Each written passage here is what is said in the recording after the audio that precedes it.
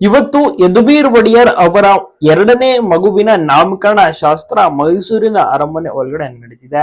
ಹೌದು, ಮೊದಲ ಮಗುವಿನ ಹೆಸರು ಆದ್ಯವೀರ್ ಅಂತ, ಇದೀಗ ಎರಡನೇ ಮಗು ಇವತ್ತು ನಾಮಕರಣ ಸಂಭ್ರಮ ನಡೀತಿದೆ. ಮೈಸೂರಿನ ಎಂಪಿ ಕೂಡ ಹೌದು. ಯದುವೀರ್ ತುಂಬಾ ಚೆನ್ನಾಗಿ ಕ್ಷೇತ್ರಗಳಲ್ಲಿ ಜನರ ಒಂದು ಅಭಿವೃದ್ಧಿಗೆ ಪಾತ್ರರಾಗಿದ್ದಾರೆ ಅಂತ ಹೇಳ್ಬೋದು. ಎಲ್ರೂ ಕೂಡ ಇಷ್ಟಪಡ್ತಾರೆ.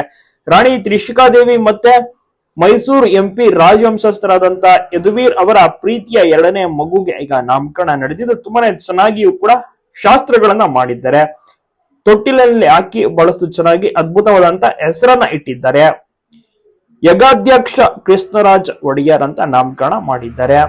ಯುಗಾಧ್ಯಕ್ಷ ಅಂದ್ರೆ ಒಂದು ಹೆಸರು ಸೂಪರ್ ಅಂತಾನೆ ಹೇಳ್ಬೋದು. ಒಂದು ಶಾಸ್ತ್ರೋಕ್ತವಾಗಿ ಒಂದು ಹೆಸರನ್ನ ರಾಜ ಮನೆತನದವರು ಇಡೋದು.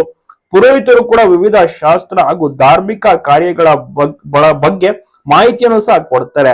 ತ್ರಿಷಿಕಾ ಕುಮಾರಿ ಅವರ ಎರಡನೇ ಮಗುವಿನ ಹೆಸರು ಕೂಡ ಈಗ ಎಲ್ಲಾ ಕಡೆ ರಿವೀಲ್ ಆಗಿದೆ. ಎಲ್ಲರೂ ಕೂಡ ಇಷ್ಟಪಟ್ಟಿದ್ದಾರೆ, ಮೆಚ್ಚುಗೆಯನ್ನ ಕೂಡ ತಿಳಿಸಿದ್ದಾರೆ. ಯುಗಾಧ್ಯಕ್ಷ ಕೃಷ್ಣರಾಜ ಒಡೆಯರ್ ಅಂತ ತುಂಬಾನೇ ಚೆನ್ನಾಗಿದೆ ಅಲ್ವಾ ಹೆಸರು. ಈ ಒಂದು ಖಾಸಗಿ ಕಾರ್ಯಕ್ರಮದಲ್ಲಿ ಕೆಲವು ಮಂದಿ ಕುಟುಂಬಸ್ಥರು ಮಾತ್ರ ಭಾಗಿಯಾಗಿದ್ರು. ಬಿಗಿ ಭದ್ರತೆಯಲ್ಲಿ ನಾಮಕರಣ ಕಾರ್ಯಕ್ರಮ ನಡೆದಿದೆ. ಅರಮನೆ ಸಿಬ್ಬಂದಿಗಳಿಗೂ ಕೂಡ ಈ ಒಂದು ಕಾರ್ಯಕ್ರಮಕ್ಕೆ ಅವಕಾಶ ಇರಲಿಲ್ಲ.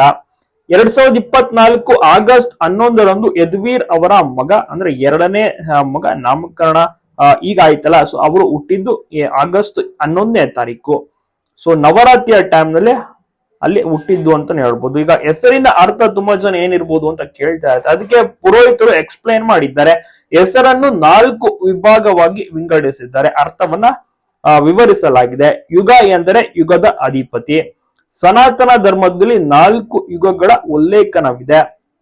ಅವುಗಳು ಸತ್ಯಯುಗ, ತ್ರೇತಾಯುಗ, ದ್ವಾಪರ ಯುಗ ಹಾಗೂ ಕಲಿಯುಗ.